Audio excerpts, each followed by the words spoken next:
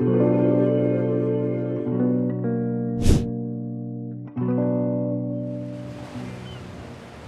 c'est quoi? Arriver à... Non, non, non, on s'en fout. Là, tu verras le fort devant toi et la passe qui y va, recouverte à pleine mer. Ah merde! Mon PM, c'est pleine mer.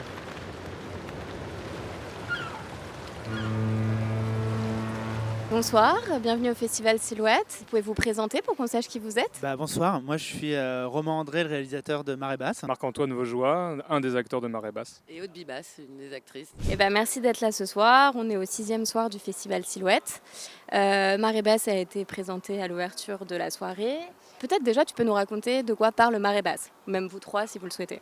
Alors c'est l'histoire de deux amis qui partent en week-end sur un fort, sur la mer. Il y en a une qui arrive déprimée et il y en a une autre qui va la rebooster, qui a l'intention de la rebooster et qui en profite aussi pour faire ses petites affaires. Et il va arriver un truc fantastique à l'une des personnages et qui va changer sa vie, sa vision du monde qu'elle a. Ça va lui donner une ouverture sur ce qui est possible de vivre ou de rêver de vivre, une espérance. En 2019, on a diffusé A priori sauvage, qui était un film qui se passait à Montreuil et qui était un film sur comment s'approprier la ville et comment habiter la ville, que ce soit donc la nuit par quelqu'un d'insomniaque ou quelqu'un qui est plus ou moins en charge des problématiques de la ville. Est-ce que tu peux nous expliquer comment est-ce qu'on passe de la ville à la Charente-Maritime ? Je me suis pas dit tiens je vais faire un film à la mer après avoir fait un film en ville, mais par contre comme pour A priori sauvage, l'idée du film est vraiment née d'un lieu qui se trouve être une petite île en Bretagne où on n'a pas tourné, mais qui avait comme pour le fort de Marée Basse cette particularité qu'on y accédait qu'à Marée Basse et à pied. C'était une île à marée haute. On a eu l'argent de l'Aquitaine et de la Charente-Maritime et donc il a fallu déplacer le scénario Charente-Maritime et au lieu de trouver différents lieux qui puissent reconstituer un peu le lieu du scénario, j'ai préféré changer un peu le scénario pour trouver un autre lieu. Je suis tombé sur le fort, j'ai cherché les endroits qui n'étaient accessibles à Marée Basse qu'à pied. Je suis tombé sur ce fort et je me suis dit qu'il valait le coup qu'on réécrive le scénario pour pouvoir s'y dérouler. Je voudrais vivre un truc extraordinaire. J'y ai cru un peu ce matin. Est-ce que tu dirais que ce film est en quelque sorte un prolongement d'A priori sauvage dans ton personnage par rapport à son rapport, alors je dirais pas à la déprime, mais plutôt son rapport à comment exister dans son travail et personnellement. Puisqu'en fait, elle arrive assez déprimée auprès de son amie en lui disant qu'elle veut quitter son emploi. Et c'est un peu une sorte de moment de questionnement existentiel. Ouais, c'est ça.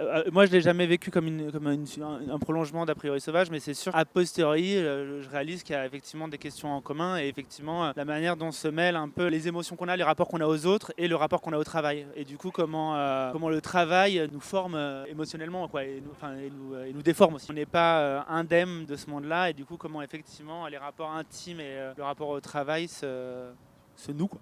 Dans ton film, il y a une scène qui m'a beaucoup marquée, que j'ai revue tout à l'heure, qui est la scène où elle voit du coup le Morgan.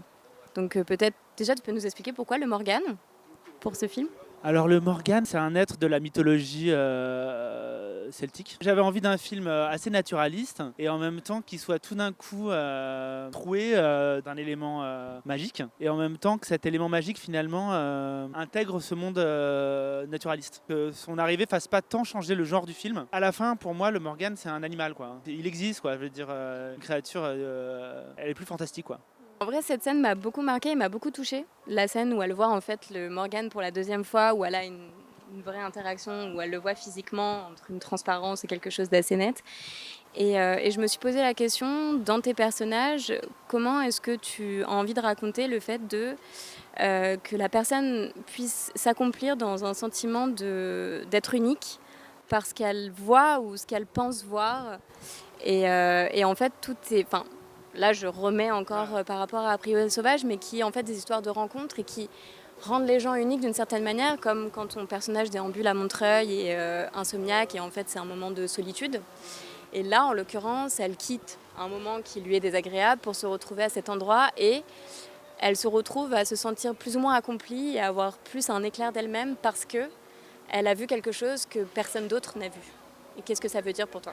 Je sais pas si c'est se rendre unique ou quoi, mais en tout cas, dans les deux cas, il y a quelque chose d'une forme de. Déjà, du monde qui s'impose d'abord à soi dans un premier temps, parce que la fouine passe ou le Morgan apparaît. Et puis tout d'un coup, ça va développer une sorte de curiosité qui permet de réenchanter un peu le monde. Ou tout d'un coup, l'espèce de curiosité spécifique qui va s'accorder à un objet en particulier permet de retrouver le monde autour de cet objet-là, quoi. C'est-à-dire qu'en voyant la fouine, Jean-Marc, dans A priori sauvage, créer un lien avec cet employé municipal, recréer au moins un lien avec le lieu, sans doute avec son ami, avec cette vieille dame. Enfin, c'est-à-dire que tout d'un coup, le Morgan est le vecteur elle revoit le monde autour à partir de... Parce qu'elle dit cette chose qui est très forte, elle dit à son amie j'ai l'impression d'être quelqu'un de fade. Et en fait, on a l'impression que cette rencontre est comment ne plus se sentir fade et se sentir quelqu'un d'autre, ou en tout cas quelqu'un qu'elle voudrait peut-être être en rencontrant en fait quelque chose de mystérieux. Ouais.